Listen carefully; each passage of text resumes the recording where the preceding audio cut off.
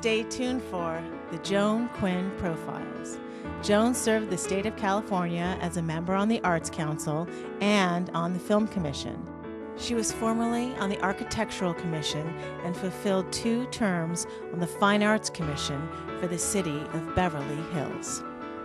As an editor for Andy Warhol's Interview magazine, Condé Nast Publications, and the Hearst Corporation, Joan covered the world of fashion, the mysteries of food, the excitement of theater, and the international art scene. She continues to find people who are on the cutting edge of their professions. Here's Joan Agajanian Quinn. Hi, I'm Joan Quinn, and welcome to the Joan Quinn Profiles. We're taping here at the Hollywood Museum in the Max Factor building, which is a historic landmark. Our guests today are artist Mahara Sinclaire and actor Brendan Robinson. Artist Mahara Sinclaire was born and raised in Los Angeles, earned a Bachelor of Arts at UC Davis in painting, and her master from Cal State Los Angeles. She's had gallery shows in all over the States. She's been in group museum exhibits. She's taken home juried awards, and she's completed artist residencies on the East Coast.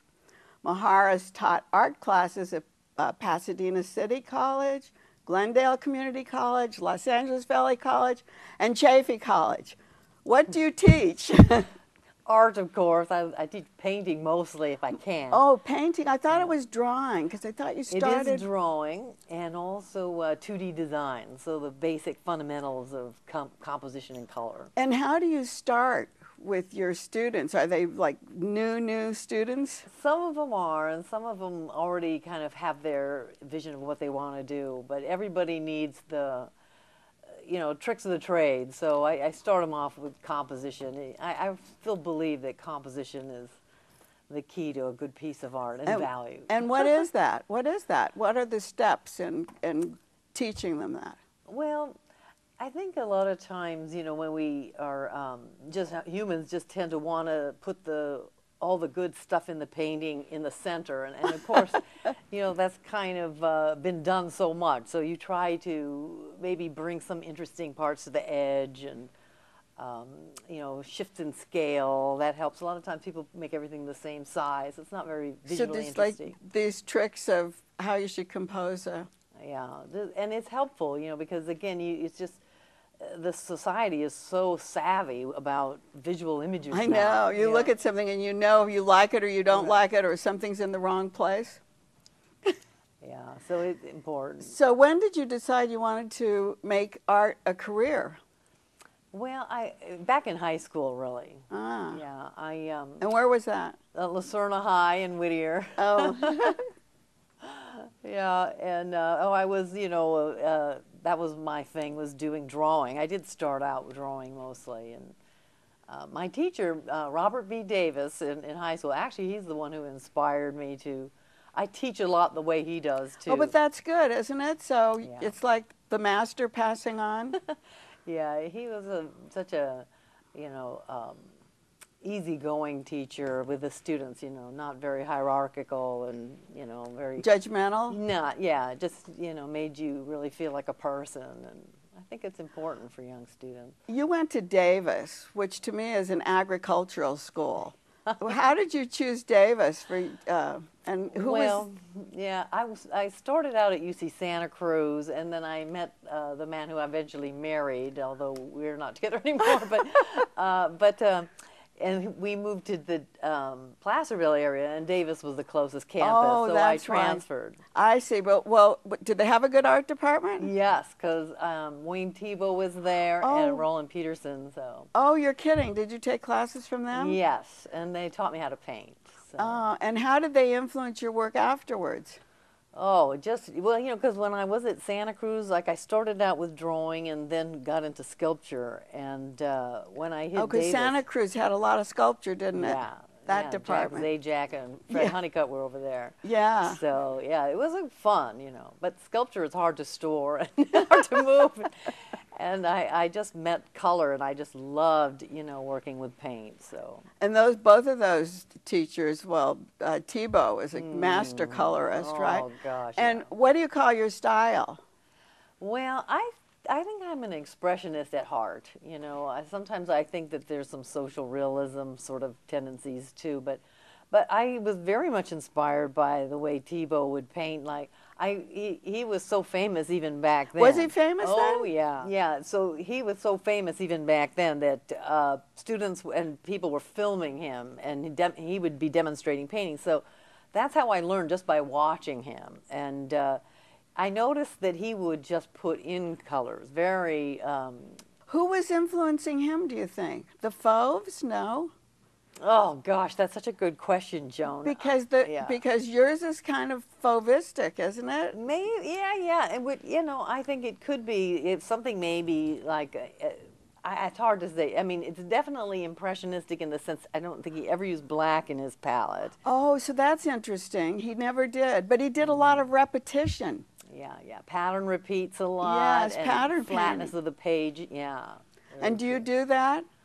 I love what he does. I try to emphasize more depth in the work and overlap and. You know, you're called a colorist, and what does that mean, actually? Well, I think you know, when you're manipulating color very confidently and kind of using it to push and pull the paint and make some areas go forward and back.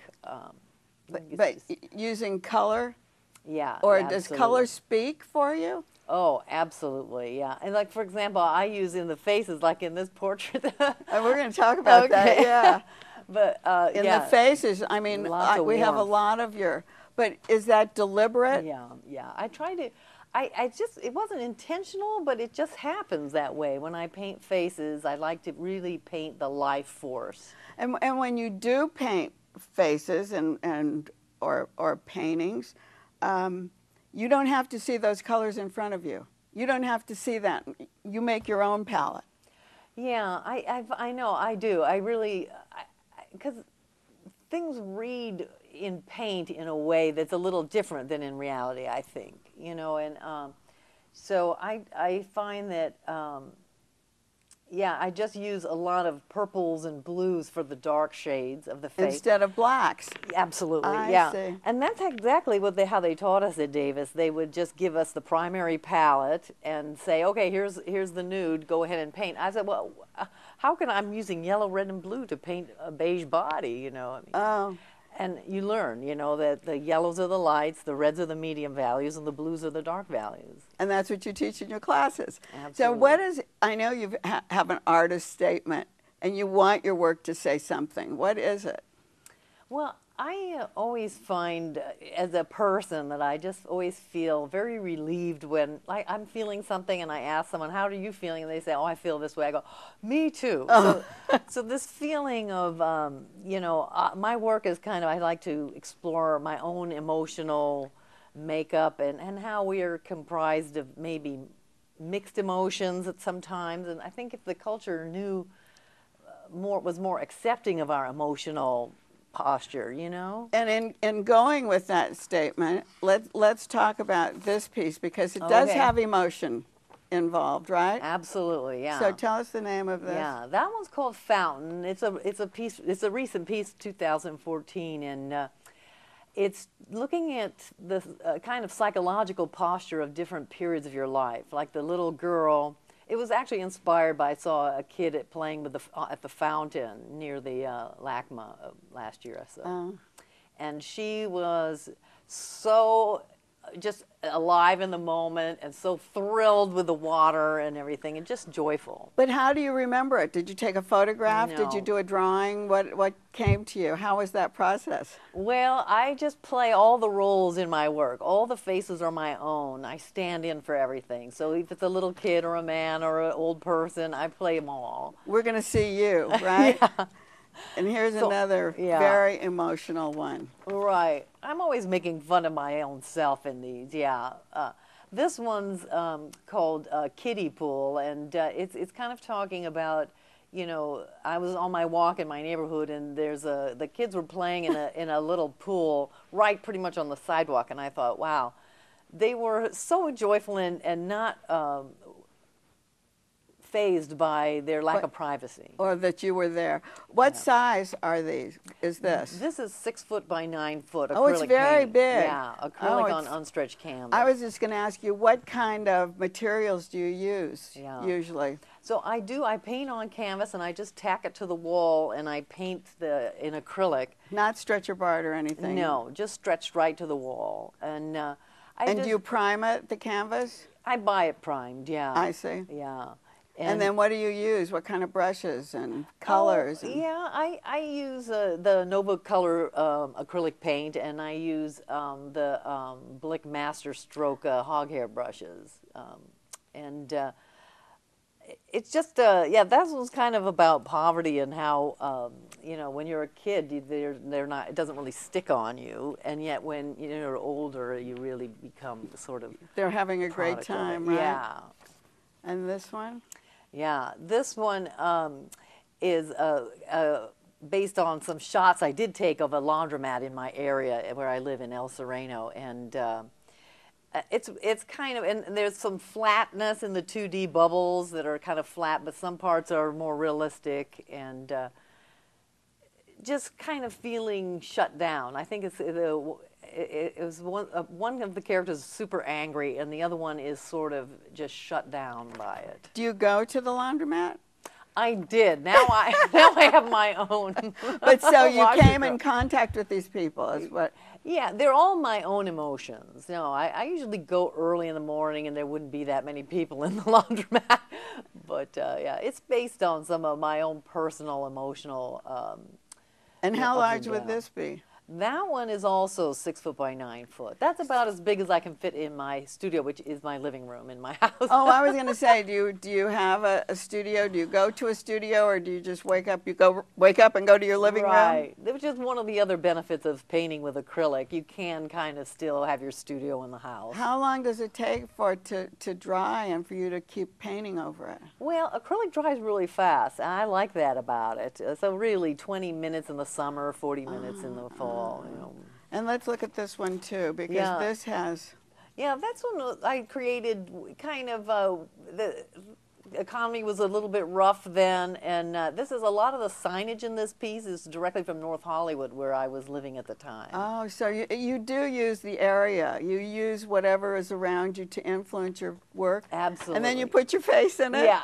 Okay, before we go, I know you do portraits. Do you have a sitter usually? I usually work from photographs. You do, yeah. And so you did this fabulous, you took a photograph. I didn't know you were taking it. Yeah, it was at the opening of your Joan Quinn show over at the Brand Library, and so there was another gentleman taking a photograph, so I, used my cousin Cynthia Toussaint's iPhone and took that's your what you did? Cynthia Toussaint, who's such a great supporter. She just is very supportive of you and of all the artists. She's in Orange County, and she's been a great curator for those museums and really brought a lot into it. Well, how long did it take you to paint this? Oh, this was about, I would say 14 hours, about, 3 days of 5 hours. And did you use just one photograph? Yes. And you put your face in it, and your smile, and your color? I think that I've been doing my own face for so long. I was trying desperately to make it look exactly like you. Well, I was so struck at how, joyful you are. And at the opening, it was just so fun to see you. But it's one of those things. I always think that the artist has a piece of themselves in every portrait. That is so true. And so we see this. And we thank you. We love it. Thank you, Joan. Thanks, Thank you Mahara. so much. Don't go away. We'll be right back with actor Brendan Robinson.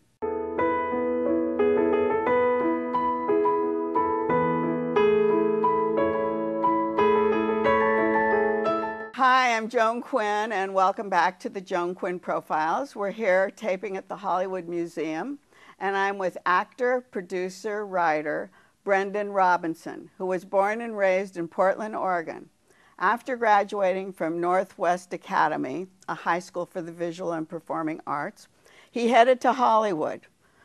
He has had recurring roles in ABC's Pretty Little Liars, Weeds, and Good Luck Charlie. You've seen him in other TV roles and several films, including Comedy Feels So Good, which he starred in, and Dodeca. The Dodeca Pentathlon. Can you believe I saw that? I know, right? Oh, you saw it? Oh, yeah, yeah. Who's seen it? I'm not sure. Not a whole lot of people. But it was interesting. Yeah. What was that about?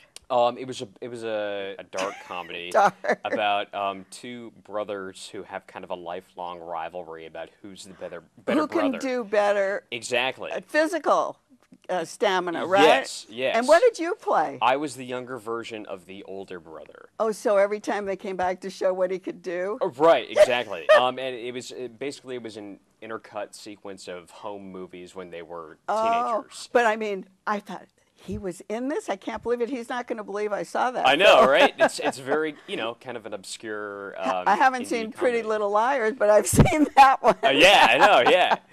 So was there show business in your family in Portland? Actually, no, not at all. My parents are both federal prosecutors. They're lawyers. Yeah. Wow. So what do they want to do with you? I know, right? I mean, both my brother and I kind of had an artistic gene. I mean, he's very into like visual arts. He got a degree in architecture from the University of Oregon. Oh, he did. Yeah. But Oregon's a really cultural city, isn't it? It is. It is. And there's a Portland lot of is. theater. Did you do a lot of theater? I did a lot of theater.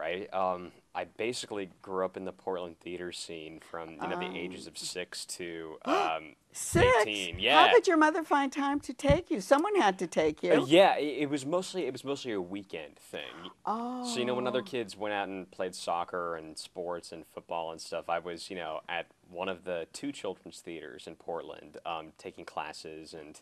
So she would performing take you shows. on Saturday mornings to do classes, Yeah.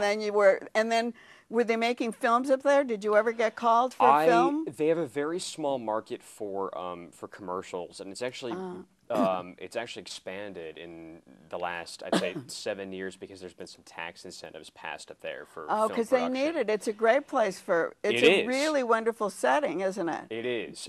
Is your family still there? They are. My parents are still there. So I've yet to work up there since I've been down here. But I'd love to. That'd be a kind of a fun thing to go back home and do one of the TV shows. that in films up there. Northwest Academy, is that what it was called? Yes. Northwest Academy.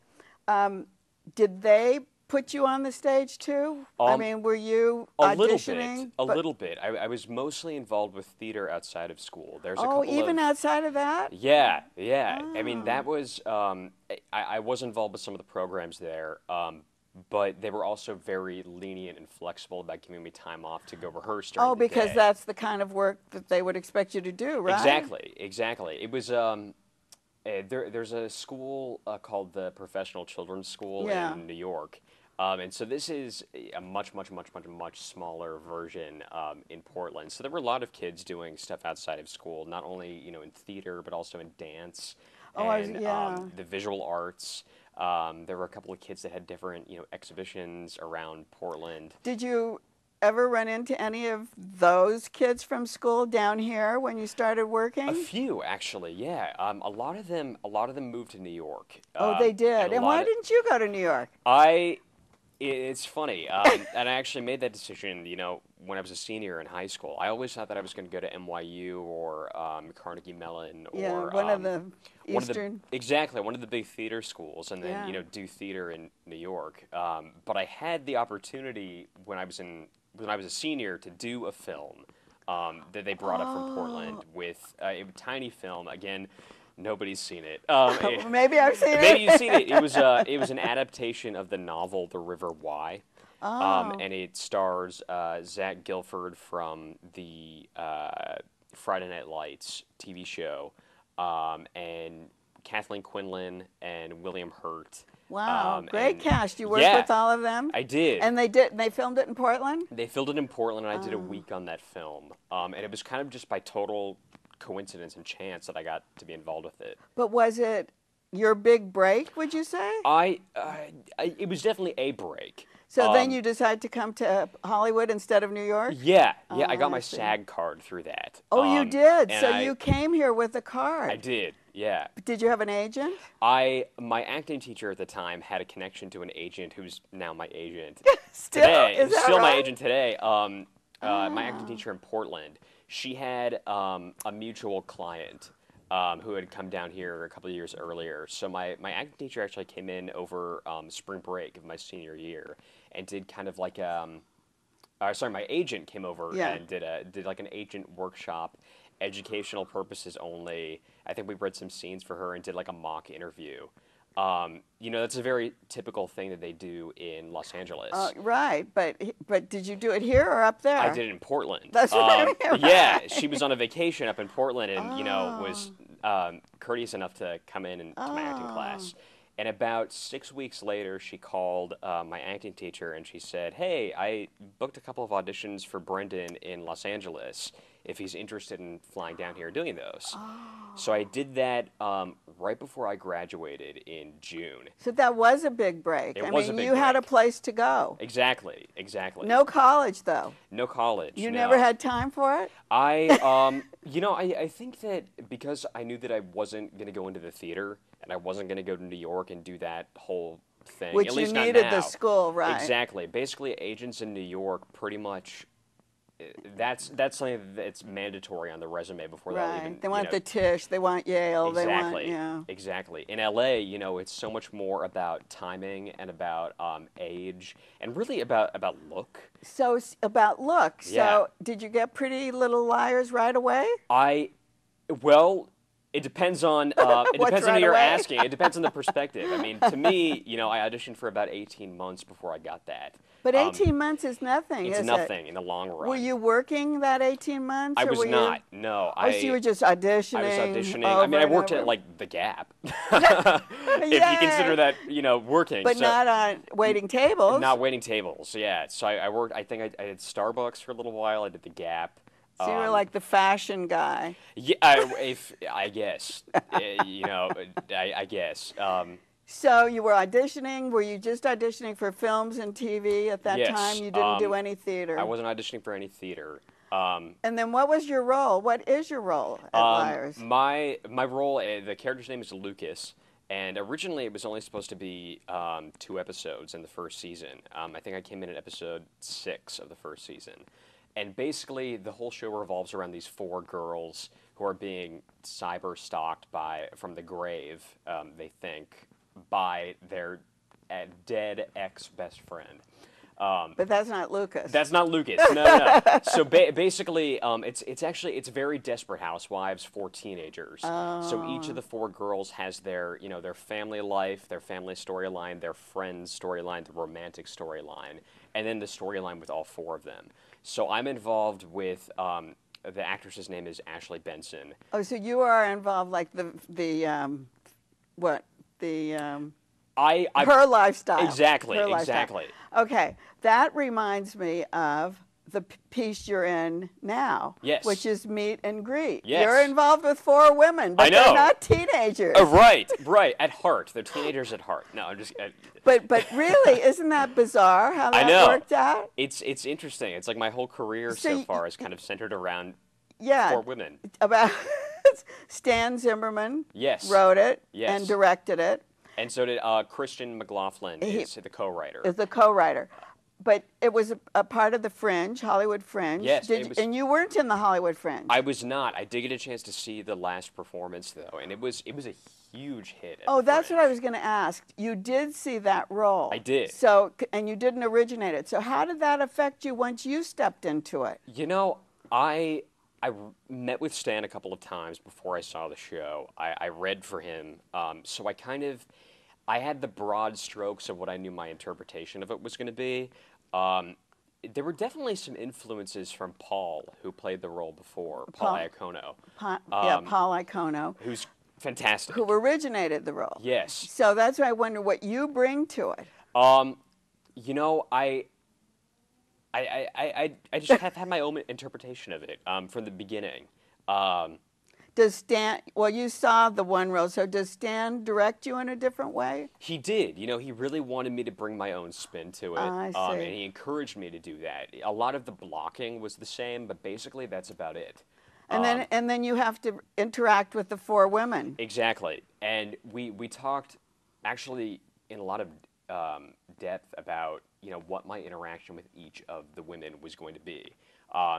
Because we've had Carolyn. Yes. Carolyn Hennessy. She plays the Broadway diva, basically the Meryl Streep of Broadway. And then Vicki Lewis. Vicki Lewis, yes, she plays. She's crazy. She plays an ex-crazy sitcom star who's been out of work for 15 years Right. and is desperately in need of a series. And Teresa Gainzel, I believe. Gainzel, yeah. Yeah. And she plays Vicki's previous co-star, who basically dropped out of the show and was the whole reason why Vicki's career went down the drain. Teresa's so funny, isn't she? Fantastic. And her timing is so great. Phenomenal. Yeah. So there you are, and you have to play off of each one of these. And we have one more. Danielle. Sorry. Danielle. And she plays a. It's kind of a spoof of Nene Leakes from the Real Housewives of. Oh, so he has this. Yeah, I believe she's Atlanta, Real Housewives of Atlanta. And so it's kind of a spoof on her and kind of all of these Real Housewife types. Yeah, she's very funny too. She's very funny. She's an alum of the Groundlings. And, do they ever throw something at you that you're not expecting? Because all the time. That's the fun of it, you know. It's not written there, right? Exactly. You know, to be that's kind of the challenge, is to be on my toes and be for the whole thing and really. So you can't just walk through it with knowing your lines, right? Right. Exactly. And I think that I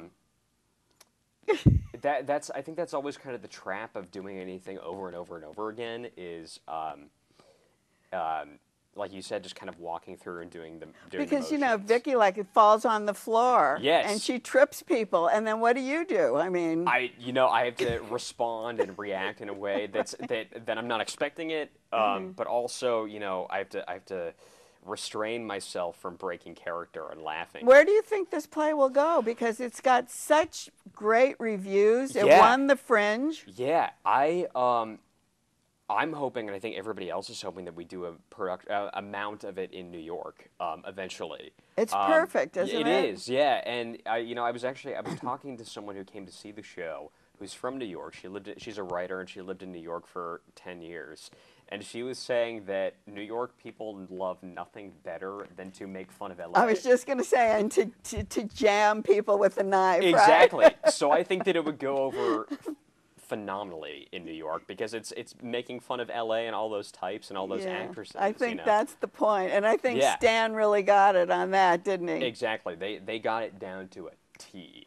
And we are so happy you came to talk about your role. Thank you. We didn't give that story away. There's a surprise. There a is. Surprise twist, and it even surprised me. Yeah. And I'd interviewed all those women before, so I was very surprised. And I thank you so much, Brendan, for coming. My pleasure. Thank you. And thanks for watching the Joan Quinn Profiles. Write to me at JAQUINN1 at AOL.com. See you next time.